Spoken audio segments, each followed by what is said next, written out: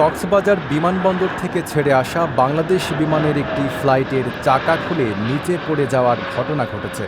বিমানটিতে শিশুসহ মোট ৭১ জন যাত্রী রয়েছে বলে জানা গেছে।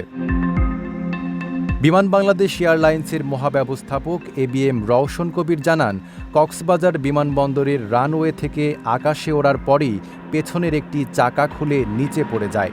আমাদের ইঞ্জিনিয়ারিং টিম হজরত শাহজালাল আন্তর্জাতিক বিমানবন্দরের রানওয়ের পাশে অবস্থান করছে। ফ্লাইটটি ইমার্জেন্সি ঘোষণা করা হয়েছে। বিমানের বিশেষজ্ঞ দল জানিয়েছে, পেছনের এক চাকাতেও বিমান জরুরি অবতরণ করতে পারে। নাইম আরাবী, ঢাকা পোস্ট।